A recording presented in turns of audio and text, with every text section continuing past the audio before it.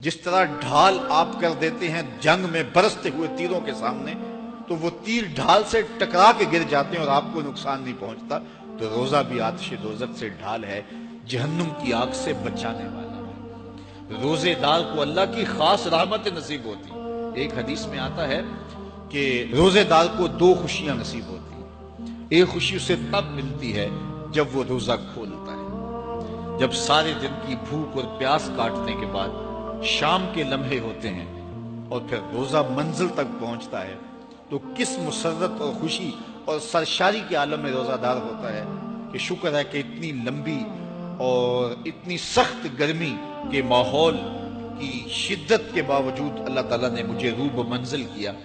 تو اس وقت ایک احساس اس کے ساتھ جڑا ہوتا ہے، اور پھر جب وہ ٹھنڈا اور میٹھا مشروب اپنے کام و دہن میں ٹپکاتا ہے اور وہ ٹھنڈا میٹھا مشروب اس کی رگوں کو تر کرتے ہوئے معدے کی طرف بڑھ رہا ہوتا ہے، اس کی زبان بولے نہ بولے دل اللہ کا شکر ادا کر رہا ہوتا ہے، اس کا ایک ایک عضو بدن رب کا شکرانہ ادا کر رہا ہوتا ہے۔ وہ ٹھنڈا اور میٹھا مشروب رگوں کو تر کرتا ہوا آگے بڑھتا چلا جاتا ہے، لیکن شکرانے کا وہ پیکر بن جاتا ہے۔ وہ ایک مسرت، ایک خوشی کا عالم ہوتا ہے کہ روزہ بھی نپ گیا، سارے دن کی تکلیف بھی کٹ گئی، اور اللہ نے مجھے افطار کے لمحوں تک پہنچایا۔ فرمایا روزے دار کو ایک خوشی تب ملتی ہے جب وہ روزہ کھولتا ہے، وَفَرْحَةٌ عِنْدَ لِقَاءِ رَبِّهِ، اور دوسری خوشی روزہ دار کو تب ملے گی جب روزے کے صلے میں اللہ اپنا دیدار عطا فرمائے۔ بنی آدم کے جتنے بھی عمل ہیں 10 سے لے کر 700 گنا تک اس کا ثواب اولاد آدم کو اس کا دیا جاتا ہے۔ جتنا گڑ ڈالو اتنا ہی میٹھا، تو بعض کو 10 گنا، بعض کو 70 گنا، بعض کو 100 گنا، بعض کو 700 گنا، تو 10 سے لے کر 700 گنا تک بندے کے اعمال کا صلہ دیا جاتا ہے۔ لیکن میرے حضور نے فرمایا لیکن روزہ جو ہے اللہ فرماتا ہے وہ میرے لیے ہے اور اس کا اجر میں خود عطا کروں۔ جب وہ خود عطا کرے گا تو کتنا عطا کرے گا؟ سخی اتنا بڑا ہو تو پھر کیا عطا کرے گا؟ بلکہ بعض نے اس کو عجزی بہی کی بجائے عجزہ پڑھا ہے بصیغہ مجہول، کہ روزہ میرے لیے ہے اور اس کی جزا میں خود ہوں۔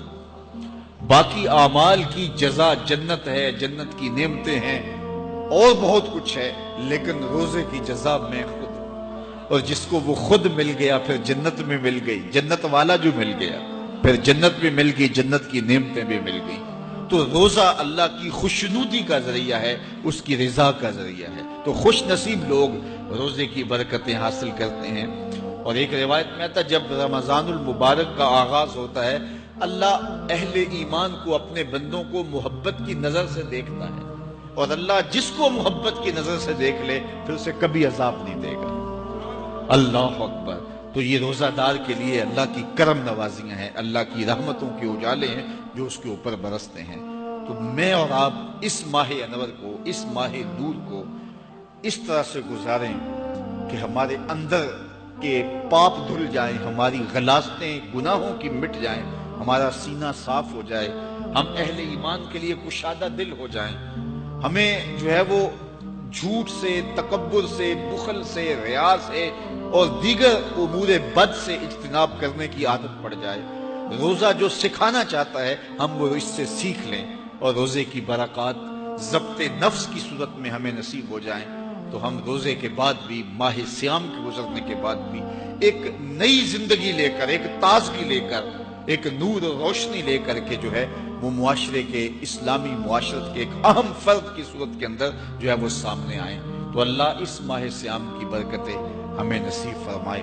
ہر سال مہینہ آتا ہے، گزر جاتا ہے، ہم پورا مہینہ بھوک کاٹتے ہیں اور پھر وہاں کے وہاں ہی کھڑے رہتے ہیں، تو پھر ہمیں سوچنا چاہیے، لیکن اگر تبدیلی آتی ہے تو پھر شکریہ ادا کرنا چاہیے۔ آج کی اس تاریخ میں ہم عزم کر کے اٹھیں کہ ہمارا یہ ماہ سیام ہماری زندگی میں ایک سنگ میل ثابت ہوگا، اور ہم ایک نئے باغپن کے ساتھ، نئے عزم کے ساتھ یہ مہینہ گزاریں گے اور ضبط نفس سیکھیں گے اس میں۔